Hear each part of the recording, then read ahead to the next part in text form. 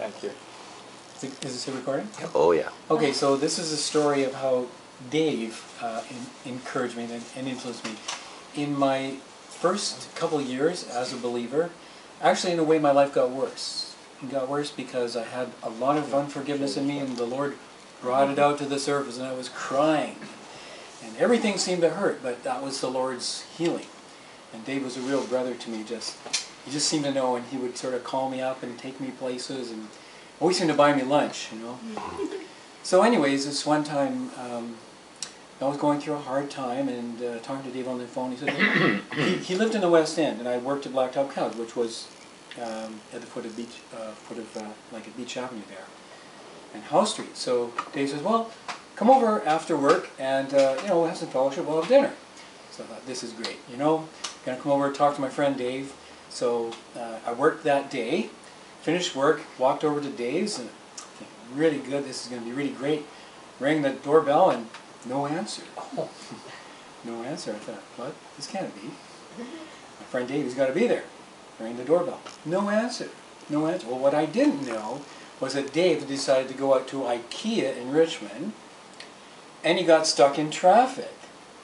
So there I was, you know, things are all going, everything's going wrong, and I'm thinking, and even Dave let me down. So anyways, and you were down there in like Choco or down there in the West End? Yes. Oh yeah, West End. Yeah. So anyways, I said, well, I'll go home.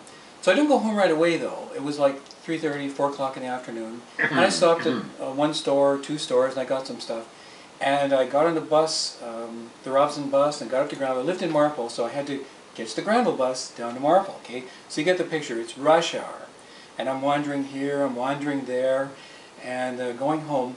And meanwhile, Dave sees driving, he gets home, Jim's not there. I gotta find Jim. How's he gonna find Jim? You know, in a big city, all he knows is that I have to go down Granville Street because he knows I take the bus. But there's cars, you know, there's congestion. So Dave gets in his car, he starts driving up and down Granville Street, okay? Now, I got on the Granville bus, and it's packed. And I'm standing there, I'm facing the window that looks toward the street, right? I'm standing there, and somebody gets up and leaves. Well, you know, it's a crowded bus, so it doesn't happen very often, but I got a seat, so I sit down. And I pull out a book, and I'm reading this book. Now, it so happens, because I'm facing the street, Granville Street, my head is visible. My head is visible in the bus. So there's Dave, he's driving up on Granville Street, up and down Granville Street. He sees the Granville bus and he sees me. He sees me. So somehow, I mean, this is like, he must have seen me around 25th and Granville. Somehow he turns his car around, he goes chasing after the bus. And for me, I'm sitting on the bus there, and I remember so clearly, I was reading, it was like 33rd and Granville, and the bus stopped and somebody got on, and I heard Jim. And I looked up, there's Dave.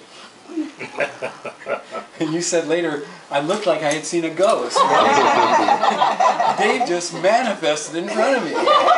So he says, Jim, come on. Okay, here we go. So he told me what happened, he apologized profusely, and he took me to that vegetarian restaurant at Broadway and McDonald, bought me a nice restaurant, a nice meal, and we had a nice time of fellowship.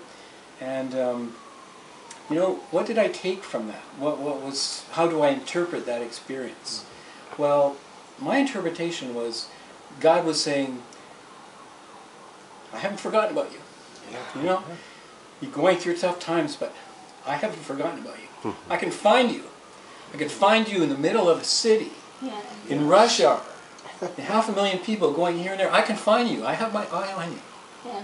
So Dave, at that moment, was the Lord's way of encouraging you. Messenger, instrument to encourage me that the Lord had not abandoned me. It's very encouraging to me.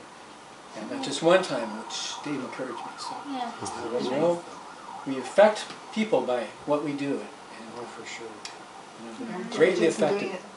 Greatly affected by you diligence in too. doing it. Yes. Yeah. How bad I missed him. But the Lord had it all in hand, Dave. Yeah, that's Yeah, right. that was amazing. Well, I just prayed and believed God Yeah. to help me find Wow, that was amazing. Dave? Better to have faith than no faith. Yeah.